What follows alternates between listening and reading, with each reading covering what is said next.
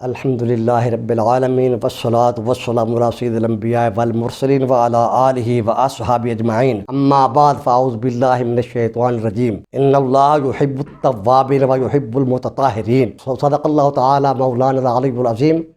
وصدق رسولہ النبی الکریم الامین والشاکرین والحمدللہ رب العالمین محمد سید القونین والثقلین والفریقین من عرب من عجم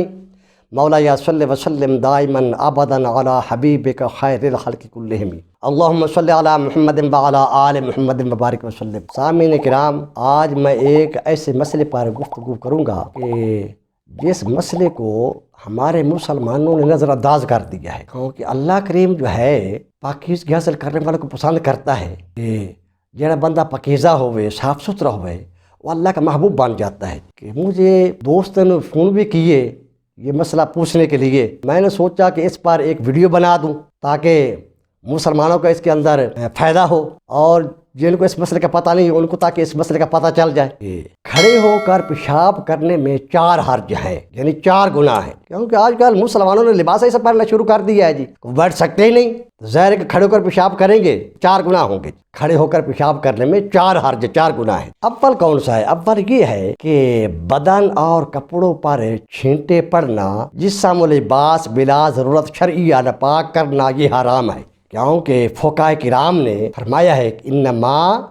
تنجیس الطاہر فحرام، پاک چیز کو ناپاک کرنا حرام ہے۔ کیونکہ کپڑے پاک تھے جی، جسم پاک تھا جی، اس کو بلا وجہ اس نے کپڑوں کو ناپاک کر دیا، جسم کو ناپاک کر دیا، تو یہ بندہ جو ہے حرام کا مرتکب ہوا۔ دوسری بات یہ ہے کہ ان چھینٹوں کے باعث عذاب قبر کا استحقاق اپنے سر لے لینا۔ نبی اکرم صلی اللہ علیہ وسلم ارشاد فرماتے ہیں تنزہوا من البول فإن عامۃ عذاب القبر منہ، فرمایا کہ پیشاب سے بہت بچو، کیونکہ اکثر عذاب قبر اسی سے ہے، کہ عذاب قبر جو ہے وہ پیشاب کے چھینٹوں سے ہے، کیونکہ آپ صلی اللہ علیہ وسلم 2 شخص کو قبر میں دیکھا کہ ان کو عذاب ہو رہا تھا، آپ نے فرمایا کانا احدہما لا یستتر من بولہ وکان الآخر یمشی بالنمیمۃ، ایک بندہ جو ہے وہ پیشاب کے چھینٹوں سے آڑ نہیں کرتا تھا، ان سے بچتا نہیں تھا، اور دوسرا چغل خور تھا۔ معلوم ہوا پیشاب کے چھینٹے جو ہیں یہ کپڑوں پر پڑنا یا بدن پر پڑنا یہ باعث عذاب قبر ہے۔ تیسرا گناہ کون سا ہے؟ وہ یہ ہے کہ راہ گزر ہو یا جہاں لوگ موجود ہوں تو باعث بے پردگی ہوگا، بلا وجہ پردگی کر کے وہاں پر پیشاب کرنا جی، کیوں بیٹھنے میں رانوں اور زانوں کی آڑ ہوتی ہے، اور کھڑے ہو کر بالکل بندہ دوسرا بے سطر ہو جاتا ہے، اور یہ باعث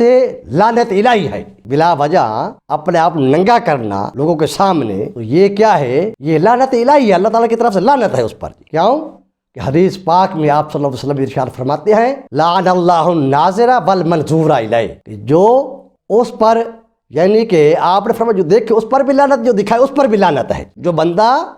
کسی کا سطر دیکھے اس پر بھی لعنت ہے، جو کسی کو سطر اپنا دکھائے اس پر بھی لعنت ہے۔ چوتھا گناہ وہ یہ ہے، یہ نصارہ سے تشبہ ہے، ان کا طریقہ مذمومہ میں ان کا اتباع ہے، جو آج کل مسلمانوں میں یہ شوق اٹھا ہوا ہے، ایسا لباس پہننا کہ جس سے آدمی بیٹھ کر پیشاب نہ کرے، کھڑے ہو کر پیشاب کرنا، ان کے طریقے پر، نصارہ کے طریقے پر چلنا جی، اس میں بندہ جو ہے بندے کپڑے بھی ناپاک ہو گئے، جسم بھی ناپاک ہو گیا، بلکہ اللہ فرماتا ہے لا تتبعوا خطوات الشیطان، شیطان کے قدموں پر نہ چلو جی، یعنی ایسا وہ کام جس سے بندہ شریعت سے دور ہو جائے یا شرع شریف کی مخالفت کرے، سمجھو کہ وہ شیطانی فعل ہے۔ حدیث پاک میں آپ نے فرمایا من تشبہ بقوم فہو منہم، جو شخص جس قوم سے مشابہت اختیار کرے وہ انہی میں سے ہے۔ ظاہر کھڑے ہو کر پیشاب کرنا نصارہ کا طریقہ ہے جی، یہود نصارہ کا طریقہ ہے جی، غیر مسلموں کا طریقہ ہے جی، جب اس طریقے کو اپنائے گا تو ظاہر ہے کہ انہی میں سے ہو جائے گا۔ اس حرکت نہیں اور اس کے بے ادبی و جفا اور خلاف سنت مصطفیٰ صلی اللہ علیہ وسلم ہونے میں احادیث صحیحہ بہت وارد ہیں۔ پہلی حدیث پاک امام ترمذی، امام نسائی، امام ابن ماجہ نے اپنی بڑی کتابوں میں حضرت ام المومنین عائشہ صدیقہ رضی اللہ تعالیٰ عنہا سے یہ راوی ہے، آپ فرماتی ہیں من حدثکم ان النبی صلی اللہ علیہ وسلم کان یبول قائما فلا تصدقوہ ما کان یبول الا قائدا، آپ فرماتے ہیں جو تم سے کہے کہ حضور صلی اللہ علیہ وسلم کھڑے ہو کر پیشاب فرماتے جی، اسے سچا نہ جاننا جی، حضور صلی اللہ علیہ وسلم پیشاب نہ فرماتے مگر بیٹھ کر۔ اور امام ترمذی فرماتے ہیں جتنی بھی حدیث اس مسئلہ میں آئی ہیں سب سے زیادہ بہتر صحیح تر حدیث یہ حدیث ہے۔ امام حاکم نے اور صحیح ابو عوانہ میں ان الفاظ کے ساتھ یہ حدیث پاک جو ہے نقل فرمائی ہے، آپ فرمایا کہ ما بال قائمن منذ انزل علیہ القرآن، جب سے حضور صلی اللہ علیہ وسلم پر قرآن پاک اترا کبھی آپ کھڑے ہو کر پیشاب نہ فرمایا۔ معلوم ہوا کھڑے ہو کر پیشاب کرنا یہ بڑا کبھی فعل ہے۔ دوسری حدیث پاک حضرت بریدہ رضی اللہ تعالیٰ عنہ فرماتے ہیں جی، آقا کریم صلی اللہ علیہ وسلم نے ارشاد فرمایا ثلاث من الجفا، تین باتیں جفا اور بے ادبی کی ہیں، تین باتیں جفا اور بے ادبی سے ہیں۔ کون کون سی؟ فرمایا ان یبول الرجل قائما، پہلی بات تو یہ ہے آدمی کھڑے ہو کر پیشاب کرے۔ دوسری بات کیا ہے؟ فرمایا او یمسا جبہتہ قابل ان یفرغ من صلاتہ، دوسری یہ بات ہے کہ نماز میں اپنی پیشانی سے مٹی یا پسینہ پونجے، بندہ نماز کی حالت میں اپنی پیشانی سے مٹی یا پسینہ وغیرہ جو ہے اس کو صاف کرے، یہ دوسری بات۔ تیسری بات کیا ہے؟ فرمایا او ینفخ فی سجودہ، سجدہ کرتے وقت زمین پر مثلاً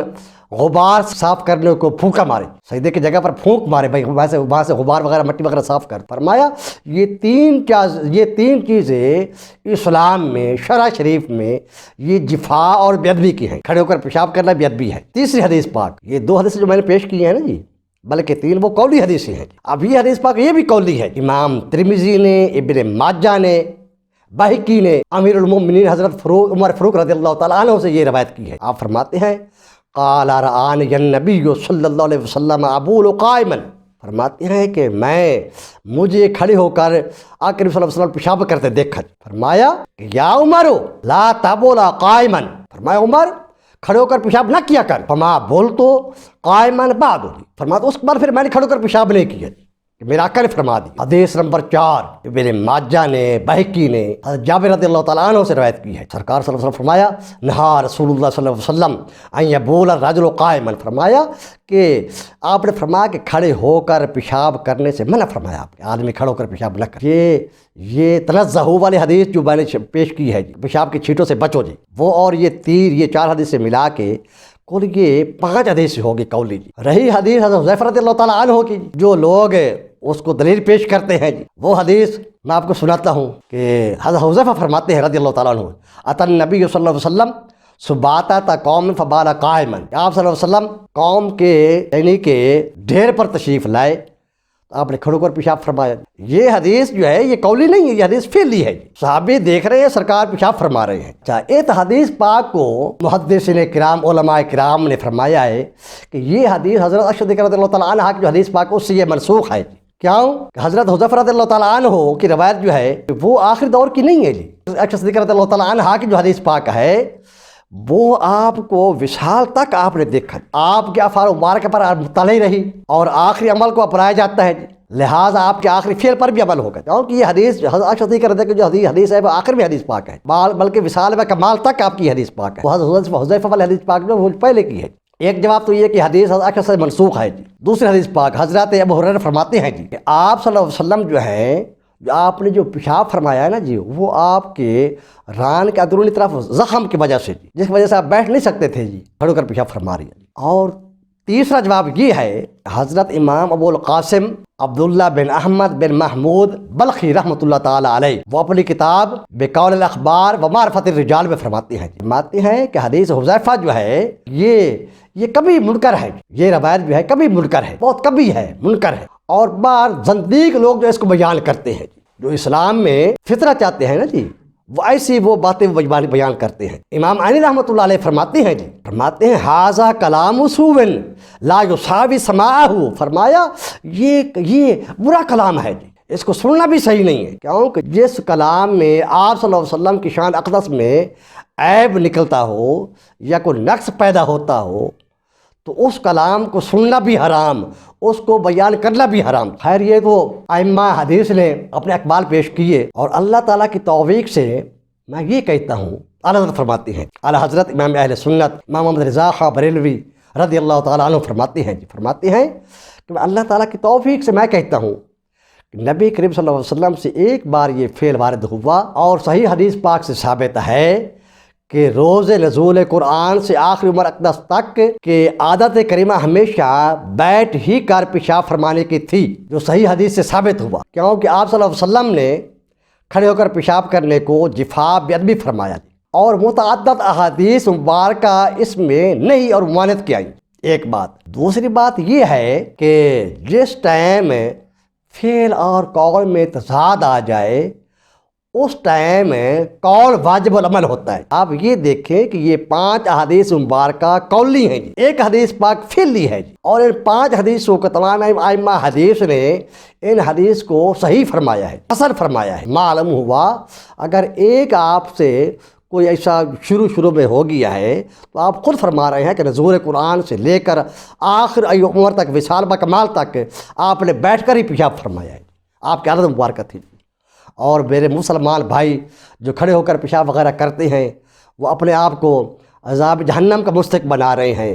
اپنا ایسا لباس استعمال کریں جس کے سر بآسانی آپ بیٹھ سکیں جی، اور پیشاب کی چھینٹوں سے آپ بچ سکیں جی، اور تاکہ آپ کو بیٹھ کر پیشاب کریں گے تو آپ کو آقا کریم صلی اللہ علیہ وسلم کی سنت مبارکہ آپ کو ثواب ملے گا جی. کھڑے ہو کر پیشاب کریں گے تو آپ یہود و نصارہ کے نقش قدم پر چلیں گے جی. اور اللہ کریم ہمیں آقا کریم صلی اللہ علیہ وسلم کی سنت پر عمل کرنے کی توفیق عطا فرمائے. وما علینا الا البلاغ المبین.